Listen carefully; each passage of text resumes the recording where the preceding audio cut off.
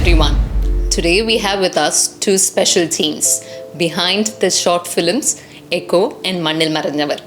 They're here to share their journey, their experiences and the challenges that they've faced during the making of these movies.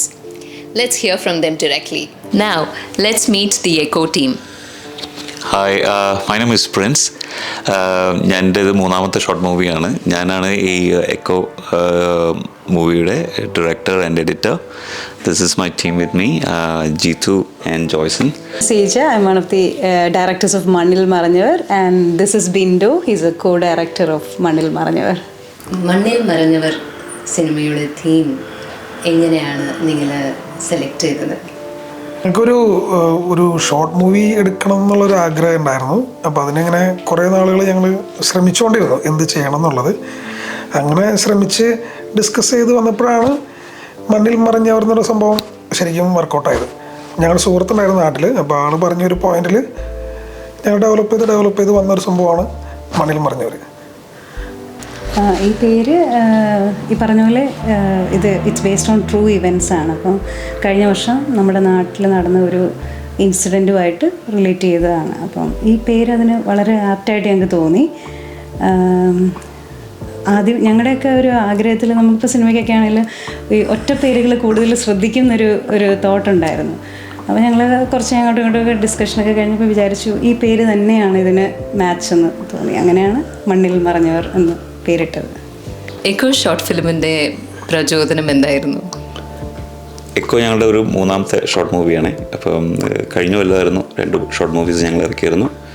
അപ്പോൾ ഞങ്ങളത് കഴിഞ്ഞിട്ട് എന്ത് ചെയ്യണമെന്ന് കുറേ ആലോചിച്ച് തീരുമാനമെടുത്ത ഒരു മൂവിയാണ് എക്കോ. സോ അങ്ങനെ വന്നപ്പോൾ നമ്മൾ സ്റ്റോറി ഒത്തിരി ആലോചിച്ചു. ഞാനും ജീത്തും ജോയ്സിനൊക്കെയാണ് ഇതിൻ്റെ ബിഹൈൻഡ് ഇതിൽ. അപ്പം എന്തുകൊണ്ടൊരു ഇംഗ്ലീഷ് സിനിമ ചെയ്തുകൂടാ എന്നൊന്ന് ആലോചിച്ചു. So we wanted to reach to a wider audience. So that came to Echo.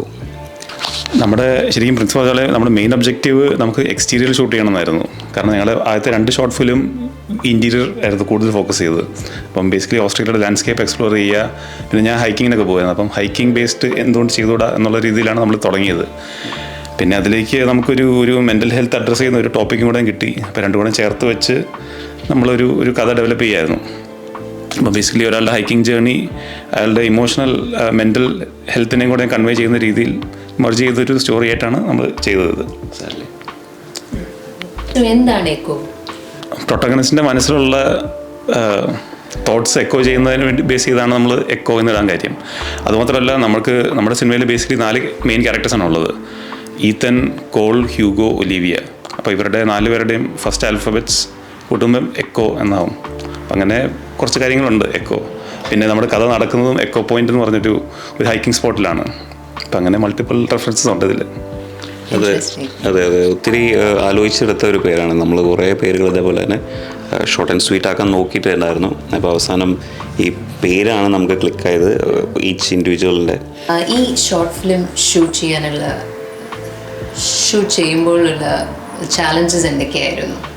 Mainly ലൊക്കേഷനായിരുന്നു ചാലഞ്ചസ്. കാരണം ഞാൻ നേരത്തെ പറഞ്ഞ പോലെ തന്നെ ഇത് നമ്മൾ കേരളത്തിലെ ഒരു കാര്യമാണ് ഇവിടെ കാണിക്കുന്നത്. അപ്പോൾ നമ്മളിത്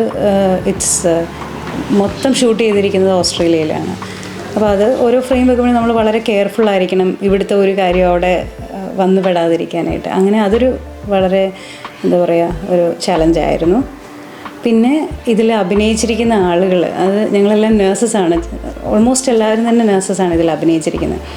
അപ്പോൾ ഒരു IT പ്രൊഫഷണൽസൊക്കെയാണ്, അവർക്കൊരു സാറ്റർഡേ സൺഡേ ഡേ ഓഫ് ഉണ്ട്. പക്ഷെ ഞങ്ങളൊരു 5 പേരെ എടുത്താൽ 5 പേർക്കും പല ഡേയ്സ് ഓഫാണ്. അപ്പോൾ ഞങ്ങൾ ഇതിൽ കുറേ ആളുകൾ ചെയ്തിട്ടുണ്ട്. 28 to 29 ആളുകൾ ഇതിൽ ഷൂട്ട് ചെയ്തിട്ടുണ്ട്. അപ്പോൾ ഇവരെല്ലാവരും ഒന്നിച്ചൊന്ന് കൊണ്ടുവരിക എന്ന് പറയുന്നത് വേറൊരു ചലഞ്ചായിരുന്നു. പിന്നെ വേറെന്തൊക്കെയാണ് ചലഞ്ചസിൽ ഇതും ഈ ആളുകളെ ഒരുമിച്ച് കൂട്ടുക എന്നുള്ളതിനൊപ്പം തന്നെ ലൊക്കേഷൻ പിക്ക് ചെയ്യുക എന്നുള്ളത് നേരത്തെ പറഞ്ഞുള്ളത് ഭയങ്കര ബുദ്ധിമുട്ടായിരുന്നു. കാരണം ഓരോ ഫ്രെയിമിൽ വെച്ചാലും നമ്മുടെ ഇവിടുത്തെ ഓസ്ട്രേലിയൻ ഫീലുള്ള എന്തെങ്കിലുമൊക്കെ അവിടെ ഉണ്ടാവും. പിന്നെ നമുക്ക് നമ്മുടെ നാടിൻ്റെ ആ ഒരു ഗ്രീൻ കിട്ടുക എന്നുള്ളത് സ്ഥലമുണ്ട്, പക്ഷെ അത് അന്വേഷിച്ച് കണ്ടുപിടിക്കുക എന്നുള്ളത് ഭയങ്കര ബുദ്ധിമുട്ട്. പിന്നെ നമുക്കൊരു പ്ലേസ് കിട്ടിയാൽ പോലും പെർമിഷൻ എടുക്കുക എന്നുള്ളത് അതിലും ചലഞ്ചസാണ്. ഇപ്പം ഞങ്ങൾ പോയ 1-2 സ്ഥലം എന്ന് പറഞ്ഞാൽ ഇംഗ്ലീഷുകാരുടെ വീടാണ്, ഫാം ഹൗസുകളാണ്. അപ്പോൾ നമുക്കൊരു എക്സ്പീരിയൻസ് ഇല്ല, ഒരു പരിചയമില്ല. നമ്മൾ നേരെ ചെന്ന് ഡോറിൽ നോക്ക് ചെയ്തിട്ട് അവരോട് പറയാണ് ഞങ്ങൾക്ക് ഇങ്ങനെ ഒരു കാര്യം ചെയ്യാൻ പറ്റുമോ. അപ്പോൾ അവർ ആദ്യം ഒന്ന് കൺഫ്യൂഷൻ അടിച്ചിട്ട് ഇപ്പം നമ്മളതൊക്കെ കാണിച്ചു കൊടുത്ത് കഴിയുമ്പോൾ അവർ ഓക്കെ എന്ന് പറയും. അങ്ങനെ ഞങ്ങൾക്ക് കിട്ടിയ ഒരു ലൊക്കേഷൻ അത് ഭയങ്കര നന്നായിട്ട് ഞങ്ങൾ യൂസ് ചെയ്തിട്ടുണ്ട് ഈ ഇതിൽ മൂവിയിൽ. പിന്നെ ഇപ്പോൾ സീജയുടെ ഹസ്ബൻഡിൻ്റെ കൂടെ വർക്ക് ചെയ്യുന്ന അവരുടെ ഒരു ഫാം ഹൗസ്, അപ്പോൾ അത് നൈറ്റാണ് ഷൂട്ട് ചെയ്തത്. അത് അവർ ഒത്തിരി ഞങ്ങൾക്ക് വേണ്ടിയിട്ട് ഒരു 10-10:30 വരെയൊക്കെ വെയിറ്റ് ചെയ്തിരുന്നു. സാറിന് ഇവിടുത്തെ ആളുകൾ അറിയാമല്ലോ, 8 മണിയാകുമ്പോൾ അവർ കിടക്കുന്നവരാണ്. അങ്ങനെ ഞാൻ വിചാരിക്കുന്നതെന്ന് വെച്ചാൽ നമുക്ക് if there is A will there is a way, എങ്ങനെയും ഒരു വഴി നമുക്ക് ഉണ്ടാകുമെന്ന് വിചാരിക്കും. ഞങ്ങളുടെ ഷൂട്ട് ഏകദേശം വിൻ്റർ ടൈമിലൊക്കെ ആയിരുന്നു. അപ്പോൾ രാത്രിയൊക്കെ ഷൂട്ട് ചെയ്യാന്ന് വെച്ചാൽ കൊച്ചു പിള്ളേരൊക്കെ ഉണ്ട്, 1.5 വയസ്സുള്ള കൊച്ചും 5 വയസ്സുള്ള കൊച്ചുകളൊക്കെ ഉണ്ട്. അപ്പോൾ അവരൊക്കെ നന്നായിട്ട്, ഞങ്ങൾ പോലും പ്രതീക്ഷിച്ചില്ല അത്ര നന്നായിട്ട് അവർ അതുപോലെ വർക്ക് ചെയ്തോട്ടോ. അതുപോലെ നമുക്ക് ജാക്കറ്റ് ഇട്ടുകൊണ്ടിരിക്കാനും പറ്റത്തില്ല, ഫീല് കിട്ടണമെങ്കിൽ. ഷർട്ടില്ലാത്ത സീനൊക്കെ ഇട്ട് അങ്ങനെയൊക്കെ ചെയ്തിട്ടുണ്ട്. അപ്പം അതിൽ കൊച്ചു കുട്ടികളും പിന്നെ അവരുടെ പാരൻസ് ഉണ്ടോ, നമ്മൾ പറയാതിരിക്കാൻ പറ്റില്ല. അവരൊക്കെ അങ്ങനെ അത് ചലഞ്ചസ് ആയിരുന്നു. പിന്നെ ഒരു മെയിൻ ലൊക്കേഷൻ ഉണ്ടായിരുന്നു വെച്ചാൽ വേറൊരു സ്ഥലം, അതിപ്പോൾ ഞാൻ റിവീൽ ചെയ്യുന്നില്ല. പക്ഷെ അവിടെ ഞങ്ങൾക്ക് കുറേ വർക്ക് ചെയ്യേണ്ടി വന്നു, അത് സെറ്റ് ഉണ്ടാക്കാനായിട്ട് വർക്ക് ചെയ്യണം. അതൊരു 3-4 ഡേയ്സ് എടുത്തു. കുറച്ച് പേര് നിന്ന് വർക്ക് ചെയ്തിട്ടാണ്. ക്ലൈമറ്റ് വളരെ ബുദ്ധിമുട്ടായിരുന്നു, അത് കാറ്റും മഴയും. പക്ഷെ ക്ലൈമറ്റ് ഞങ്ങൾക്ക് ഇതില് ഞങ്ങൾക്ക് ആവശ്യമുള്ള ക്ലൈമറ്റ് കിട്ടി. അങ്ങനെ ഞങ്ങൾ 4. പിന്നെ വേറൊരു ചലഞ്ച് എന്ന് പറയുന്നത് എനിക്കിപ്പോൾ തോന്നുന്നത് ഇതിൽ ചെയ്തിരിക്കുന്ന ആരും തന്നെ അങ്ങനെ എക്സ്പീരിയൻസ്ഡ് ആയിട്ടുള്ള ആരും അല്ല. ഇൻഎക്സ്പീരിയൻസ്ഡ് ആയിട്ടുള്ള ഇത്രയും ആളുകൾ ഒരുമിച്ച് കൂടി ഇത് ചെയ്ത് ഫലിപ്പിക്കുക എന്ന് പറയുന്നത് ഒരു ചലഞ്ചായിരുന്നു. ഞങ്ങളുടെ ചാലഞ്ചസ് സിമിലർ ആണെന്ന് ചോദിച്ചാൽ കുറച്ചൊക്കെ ഉണ്ട്. കാരണം എന്താ വെച്ച് കഴിഞ്ഞാൽ നമുക്ക് ഈ ക്ലൈമറ്റ് ഇസ് എ ബിഗ് ഫാക്ടറാണ്. കാരണം നമ്മുടെ സ്റ്റോറിയുടെ തീം വരുന്നത് കൂടുതലും ഒരു വിൻ്റർ ടോൺ വേണമെന്നുണ്ട് ഞങ്ങൾക്ക്. അപ്പോൾ ആ ഒരു ടൈം ഫ്രെയിമിൽ നല്ല തണുപ്പുള്ളൊരു സമയമല്ലായിരുന്നു. അപ്പോൾ ഞങ്ങളുടെ ഷെഡ്യൂൾ സ്റ്റാർട്ട് ചെയ്യുന്നത് രാവിലെ എത്ര മണിയായിരുന്നു? 5 മണിക്ക് സ്റ്റാർട്ട് ചെയ്തായിരുന്നു. ഏർലി മോർണിംഗ് 5 നമ്മൾ സ്റ്റാർട്ട് ചെയ്തു. ഞങ്ങൾ ഇവിടുന്ന് ഒരു 4:30 ഇവിടുന്ന് സ്റ്റാർട്ട് ചെയ്യും. ഒരു 5 നമ്മൾ ആദ്യമായിട്ടാണ് സൂര്യനൊക്കെ വരുന്നത് അന്ന് കുറേ കാലത്തിന് ശേഷം. കാരണം അത്രയും മുകളിലേക്ക് കഴിഞ്ഞിട്ട് പോകാമെന്ന് പറയുമ്പോൾ ഭയങ്കര ഒരു ടഫാണ്. പിന്നെ നമ്മുടെ കൂടെ അഭിനയിച്ച മേജർ ഹർഡിൽസ് ഞങ്ങൾക്ക് ഉണ്ടായിരുന്നത് ഇതിൻ്റെ കാസ്റ്റിംഗ് ആയിരുന്നു. കാരണം നമുക്ക് അല്ല കാസ്റ്റിംഗ് നമുക്ക് മെയിൻ 4 പേര് എക്സ്പീരിയൻസ് ആൾക്കാരെ വേണമെന്ന് ആഗ്രഹം ഉണ്ടായിരുന്നു. അതുമാത്രമല്ല അവർ ഡിഫറെൻറ്റ് എത്തനിസിറ്റി ആയിരുന്നെങ്കിൽ ഇച്ചിരൂടെ ഭംഗിയായിരുന്നു നമുക്ക്. കാരണം മൾട്ടി കൾച്ചറാണ്, 4 പേരും വേറെ എത്തനിസിറ്റി ആണെന്ന് നന്നായിരുന്നു നമുക്ക് തോന്നിയായിരുന്നു. ഞങ്ങൾ കുറേ കാസ്റ്റിംഗ് നടത്തി. ഒരുപാട് പേര് നമ്മൾ കഥ പറയുന്നതിനും സമ്മതിക്കുന്നുണ്ട്. പക്ഷേ പിന്നെ നമ്മൾ ഈ ചലഞ്ചസ് കേൾക്കുമ്പോൾ, കാരണം ഒന്നത് ഹൈക്കിങ് നടക്കുന്ന ദൂരൊരു സ്ഥലത്ത് രാവിലെ 5 മണിക്ക് എഴുന്നേറ്റ് പോകണം. പിന്നെ അതുകൊണ്ട് പലരും സമ്മതിക്കും, പിന്നെ അവർ നോ പറയുന്നു. നമ്മളൊരിക്കലും ഞങ്ങൾക്കൊരു ഷോർട്ട് ലിസ്റ്റ് ചെയ്തതിൽ തന്നെ 10-15 ആൾക്കാരോളം ഉണ്ടായിരുന്നു. എല്ലാവരും ഓക്കെ പറഞ്ഞ ആൾക്കാരാണ്. ഓഡിഷൻ പോലെ ചെയ്തു. പിന്നെ നമ്മൾ ചിലർക്ക് സ്ക്രിപ്റ്റ് റീഡിങ് വരെ നടത്തി. കാരണം അവർ ഓക്കെ ആണെന്ന് പറഞ്ഞ് സ്ക്രിപ്റ്റ് റീഡിങ് നടത്തി, സ്ക്രിപ്റ്റ് ഷെയർ ചെയ്തു, മറ്റേ എഗ്രിമെന്റ് സൈൻ ചെയ്തു, എല്ലാം ചെയ്തു. പിന്നെ അവർ പറയും ഇല്ല പറ്റത്തില്ല. എക്സ്പീരിയൻസ് ആയിട്ടുള്ള ജോയ്സന്റെ കൊളീഗും ഇതിലൊരു ചലഞ്ചല്ല, പക്ഷെ അത് കെയിം ഔട്ട് റിയലി വെൽ. കാരണം ഒരാളാണ് ശരിക്കും എക്സ്പീരിയൻസ്ഡ് ആക്ടർ, അയാൾ ഒഴിച്ച് ബാക്കി എല്ലാവരും പുതിയതും ഫസ്റ്റ് ടൈം ഓൺ സ്ക്രീനാണ്. അപ്പോൾ അവരെയൊക്കെ കൊണ്ടുവന്നിട്ട് ഞങ്ങൾ അതിൻ്റെ ഫൈനൽ ഔട്ട്പുട്ട് വന്നപ്പോൾ വി ആർ റിയലി ഹാപ്പി. പക്ഷേ നമുക്ക് കിട്ടിയ എക്സ്പീരിയൻസ് ലൂയിസ് എന്ന് പറഞ്ഞാൽ it was like very helpful, ഭയങ്കര കോപ്പറേറ്റീവ് ആയിരുന്നു. പുള്ളി ബാക്കിയുള്ള ആൾക്കാരെ പുള്ളി തന്നെ ട്രെയിൻ ചെയ്യിപ്പിക്കുന്നു. പിന്നെ ഇതിൻ്റെ വേറൊരു ഇതെന്ന് പറഞ്ഞാൽ ലൈക്ക് ഇത് ലൈവ് സൗണ്ട് റെക്കോർഡിംഗ് ആയിരുന്നു. ഓക്കെ, അപ്പോൾ അതിൻ്റെ അഡ്വാൻറ്റേജസും ഉണ്ട്, അതിൻ്റെ പ്രോബ്ലംസ് ഉണ്ട്. ബിക്കോസ് എസ്പെഷ്യലി നമ്മൾ ബൂം മൈക്ക് ഉണ്ടായിരുന്നില്ല, limited resources as usual. So നമ്മൾ മൈക്ക് ഇവിടെ വെച്ചിട്ടുണ്ടായിരുന്നു. അപ്പോൾ എസ്പെഷ്യലി ചേസിങ് സീൻസും അല്ലെങ്കിൽ അങ്ങനത്തെ പല ഡിഫറെൻറ്റ് സീൻസിൽ അതിൻ്റെ നോയ്സും പിന്നെ ആംബിയൻ നോയ്സ് പിന്നെ എല്ലാം സോ അതൊക്കെ ഒരു ഭയങ്കര ഒരു ചാലഞ്ചിങ് സിറ്റുവേഷൻ ആയിരുന്നു. ബട്ട് അതായിരുന്നു main. But the second main എന്താ പറയുക ഒരു ചാലഞ്ച് എന്ന് പറഞ്ഞാൽ നമ്മുടെ ഇതിൽ കുറച്ച് അണ്ടർ വാട്ടർ സീൻസ് ഉണ്ടായിരുന്നു. അതായിരുന്നു ഏറ്റവും കൂടുതൽ ചാലഞ്ചിങ്. എസ്പെഷ്യലി നമ്മുടെ ഒരു ഫ്രണ്ടിൻ്റെ മോനായിരുന്നു ഇതിൽ ആക്ട് ചെയ്തത്. പിന്നെ മിയ പ്രിൻസിൻ്റെ മോളും ഉണ്ടായിരുന്നു one of the scenes. And main challenge എന്ന് പറഞ്ഞാൽ ഇതിൽ വിൻ്റർ ടൈമിലാണ് ഇത് ഷൂട്ട് ചെയ്തുകൊണ്ടിരുന്നത്. അപ്പോൾ ഷർട്ടില്ലാണ്ടാണ് ഇത് വെള്ളത്തിൽ ഇറങ്ങുന്നത്. അപ്പോൾ സ്റ്റിൽ ഷോട്ട് നമുക്ക് വേണ്ട. ബട്ട് ദ മൂമെൻറ്റ് നമ്മൾ ഈ വെള്ളത്തിൽ ഈ പയ്യനെ സബ്മേർജ് ചെയ്യുമ്പോൾ ഫുൾ ആൾ ഇങ്ങനെ ഷിവർ ചെയ്തിട്ട് ഇങ്ങനെ കൈൻഡ് ഓഫ് ഞങ്ങളെല്ലാവരും വെള്ളത്തിലിറങ്ങുവാണ്. അപ്പം ആ വെള്ളത്തിലിറങ്ങുമ്പോൾ ഞങ്ങളെല്ലാവരും കിടക്കിടാതെ ഇറക്കുകയാണ്. അപ്പോൾ അതിൻ്റെ ഒരു ബാക്കപ്പ് പ്രോസസ്സ് എന്ന് പറയുന്നത് നമ്മൾ തണുപ്പ് തണുപ്പാകി കഴിയുമ്പോൾ പുറത്തേക്ക് കയറണം. അവിടെ ഹീറ്ററൊക്കെ നമ്മൾ വെച്ചിട്ടുണ്ടാവും. അവിടെ പോയി കുറച്ച് നേരം ഇരിക്കും, പിന്നെയും തിരിച്ചു വരും. ഭയങ്കര ഒരു അമേസിങ്. ഇതൊരു ഹീറ്റഡ് പൂളായിരുന്നില്ല. അപ്പോൾ water was very cold actually. പിന്നെന്ന് പറഞ്ഞാൽ അണ്ടർ വാട്ടർ സീൻസിൽ എന്ന് പറഞ്ഞാൽ നമ്മൾ usually body will float right. അപ്പോൾ എനിക്കൊന്നും അവിടെ നിൽക്കാൻ പറ്റുന്നുണ്ടായിരുന്നില്ല. അപ്പോൾ എൻ്റെ മുകളിൽ ചെന്നിരുന്ന് ജീത്തുമായിരുന്നു ഇത് സ്റ്റെബിലൈസ് ചെയ്യാൻ വേണ്ടി. അപ്പോൾ അങ്ങനെയൊക്കെ നമ്മൾ ചാലഞ്ചിങ് ആയിരുന്നു. നിങ്ങളുടെ കേസിൽ സിനിമയുടെ ക്രൂ വലുതാണ്. അപ്പോൾ ഒരു ചാലഞ്ചിൽ പറഞ്ഞത് എല്ലാവരെയും ഒത്ത് ഒരു ദിവസം ഒരു സ്കെഡ്യൂളിന് കിട്ടുക എന്നായിരുന്നു. അപ്പോൾ അത് എങ്ങനെ നിങ്ങൾ മാക്സിമം യൂട്ടിലൈസ് ചെയ്തു? ആ കിട്ടിയ ടൈം എന്തൊക്കെയായിരുന്നു നിങ്ങളുടെ പ്രീ പ്ലാനിങ് ഫേസിലുണ്ടായിരുന്നത്?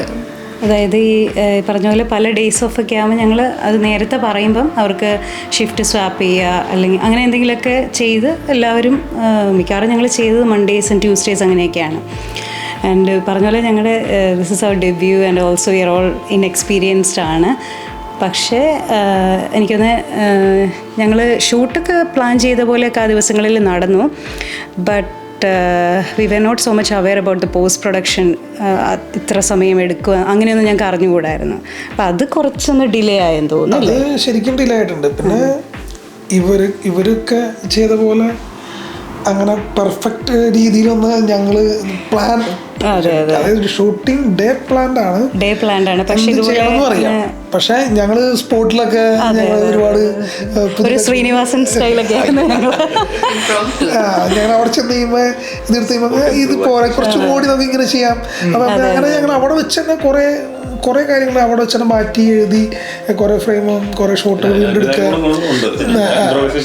അത് കാരണം ഞങ്ങൾ 4 പേരാണ് ഇവിടെ ഉള്ളത്, ഒരാൾ നാട്ടിലാണ്.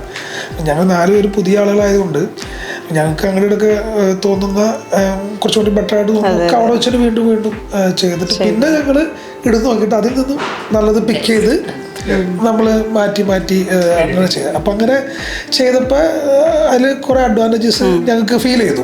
കാരണം നമ്മൾ നേരത്തെ പ്ലാൻ ചെയ്ത സാധനമായിരുന്നെങ്കിൽ ഒരു പക്ഷേ ഇത്ര നന്നാവും ഇല്ലായിരുന്നു എന്നൊക്കെ തോന്നി. ഒരു പക്ഷേ അങ്ങനെ ചെയ്തുകൊണ്ടായിരിക്കാം ഞങ്ങൾക്ക് കുറച്ചുകൂടെ നേരത്തെ ഇത് റിലീസ് ചെയ്യണമെന്നുണ്ടായിരുന്നു. കാരണം ഇത് ഒരു ഡേറ്റുമായിട്ട് ഇത് റിലേറ്റഡ് ആയിരുന്നു. ആ ഡേറ്റിൽ റിലീസ് ചെയ്യണമെന്നുണ്ടായിരുന്നു. But that didn't happen. കാരണം പോസ്റ്റ് പ്രൊഡക്ഷൻ ആണ്. കാരണം വെച്ചാൽ നാട്ടില് കാരണം ഇത് തിയേറ്ററിൽ റിലീസ് ചെയ്യേണ്ട ആവശ്യമുള്ളത് കൊണ്ട് നമുക്ക് ആ രീതിയിലുള്ള ഒരു പോസ്റ്റ് പ്രൊഡക്ഷൻ തന്നെ വേണമല്ലോ ഔട്ട്. അപ്പോൾ അതിന് ഇപ്പം നാട്ടിൽ കൊടുക്കുമ്പോൾ ടൈം ഇപ്പോഴും നന്നായിട്ട് ടൈം എടുത്തു. കോസ്റ്റ് ആൻഡ് പ്രൊഡക്ഷൻ എങ്ങനെ നിങ്ങളുടെ ബഡ്ജറ്റിൽ ഒതുങ്ങിയോ? ഞങ്ങളുടെ മൂവിക്ക് ഞങ്ങളുടെ നാട്ടുകാരൻ ഗോസ്ഫോറുള്ള നമ്മുടെ സുഹൃത്ത് പ്രൊഡ്യൂസറായിട്ട് വന്നു. ആളുടെ പേര് അനീഷ് എന്നാണ്. ആളുടെ ബോറോ ഫൈനാൻസ് എന്ന് പറഞ്ഞ ആൾക്കൊരു ബിസിനസ് ഉണ്ട്. അപ്പോൾ ആളാണ് ഞങ്ങളുടെ മെയിൻ പ്രൊഡ്യൂസർ. Mortgage broker. ആൾ മോർഗേജ് ബ്രോക്കറാണ്. അപ്പോൾ ആളാണ് ഞങ്ങളുടെ മെയിൻ പ്രൊഡ്യൂസർ. അപ്പോൾ പുള്ളി ഞങ്ങളെ ട്രസ്റ്റ് ചെയ്തു. അതാണ് ഈ മൂവി ഇങ്ങനെയൊക്കെ എത്താനായിട്ടുള്ള മെയിൻ റീസൺ. അപ്പോൾ ആ സൈഡ് ഞങ്ങൾക്ക് കുറേ കംഫർട്ടബിൾ ആയിരുന്നു, ഒരു ആശ്വാസമായിരുന്നു സത്യം പറഞ്ഞാൽ. അല്ലെങ്കിൽ ഒത്തിരി ഞങ്ങൾ സഫർ ചെയ്യേണ്ടി വന്നേനെ.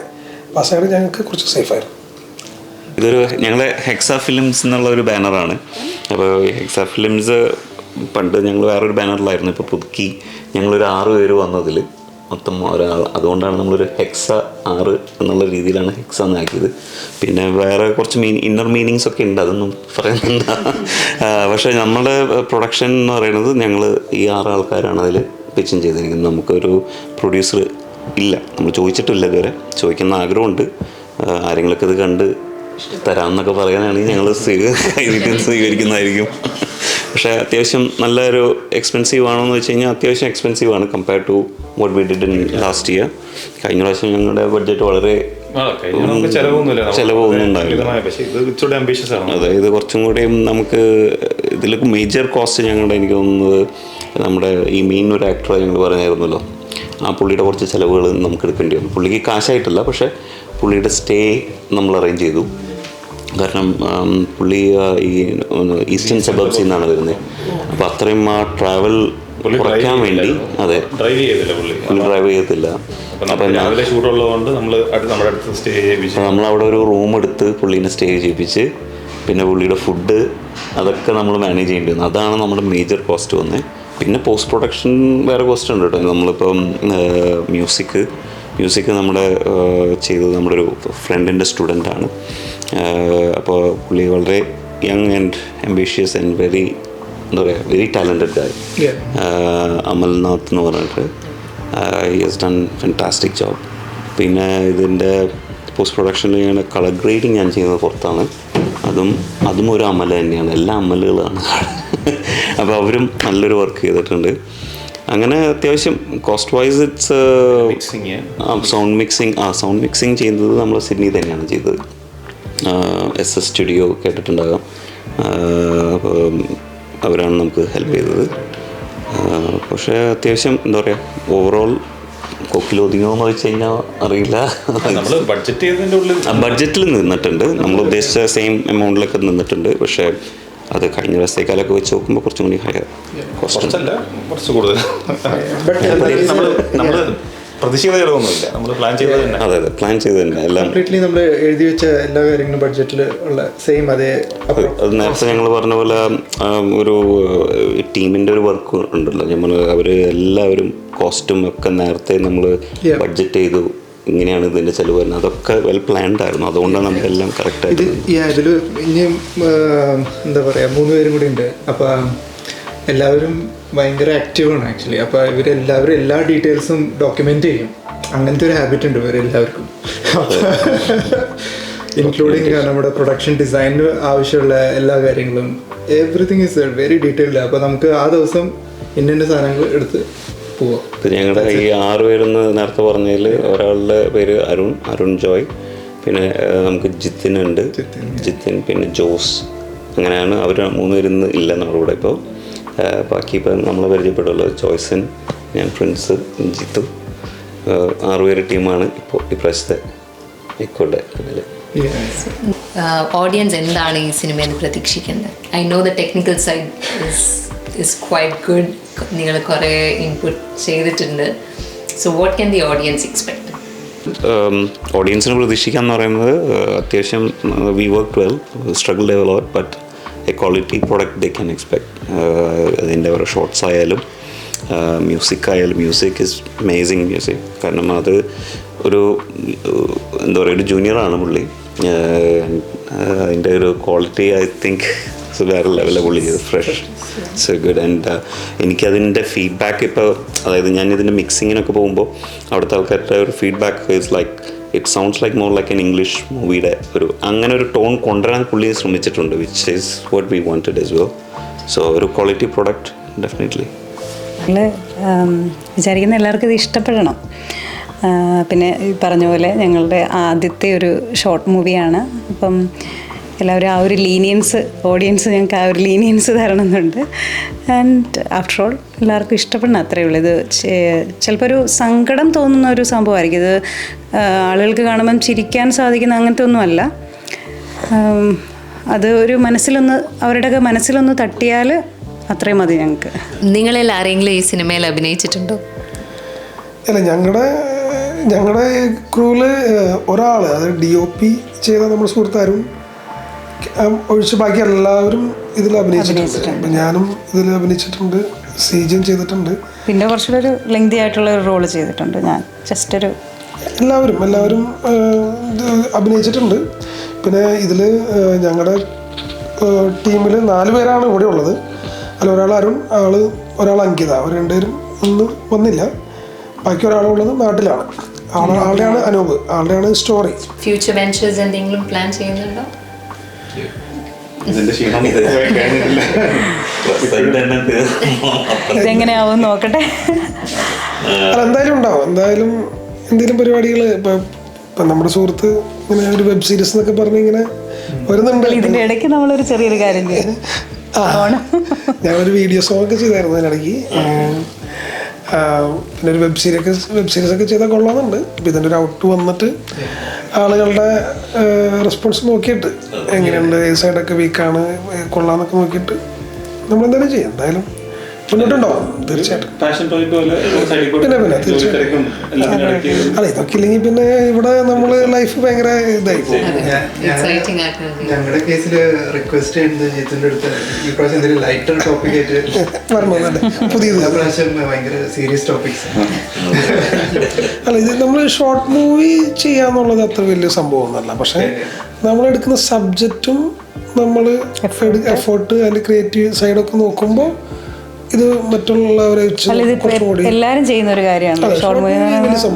കഴിഞ്ഞൊരു 10-15 വർഷമായിട്ട് എല്ലാവരും ചെയ്യുന്നതാണ്. അത് ഇതിൻ്റെ ഒരു നല്ലൊരു പോയിന്റ് അതാണ്. പുള്ളിയുടെ സ്ക്രിപ്റ്റ് ഉണ്ട്, അതിൽ നോക്കുമ്പോൾ ഇതൊരു കോംപ്ലക്സ് സബ്ജക്റ്റും അതിനെ എങ്ങനെ സിംപ്ലിഫൈ ചെയ്ത് കൊണ്ടുവരാൻ പറ്റുന്നതാണെന്നാണ് നോക്കിയിരുന്നത്. അപ്പോൾ 25 മിനിറ്റിൽ ഇത്രയും കോംപ്ലിക്കേറ്റഡ് ആയിട്ടുള്ള ഒരു സബ്ജക്റ്റ് അത് അത്യാവശ്യം എനിക്ക് തോന്നുന്നു. അതെ അല്ല അത് തിയേറ്ററിൽ റിലീസ് ചെയ്യാൻ പറ്റുന്നത് തന്നെ വലിയൊരു ഭാഗ്യമാണ്. പിന്നെ നമ്മൾ തിയേറ്റർ റിലീസ് ചെയ്യാൻ വേണ്ടി നമ്മൾ 5.1 ചാനലിൽ മിക്സ് ചെയ്ത് വേണ്ടി തന്നെ നമ്മൾ എല്ലാ എഫർട്ടും എടുത്തിട്ടുണ്ടാവുമല്ലോ. Both these short films, Mannil Maranjavar and Echo, will be screened at Reading Cinemas, Rouse Hill on the 25th of October and at Metro Cinemas, Lake Haven Central Coast on the 28th of October. We hope to see you all there. We are awaiting to see your responses and support for these projects. Thank you.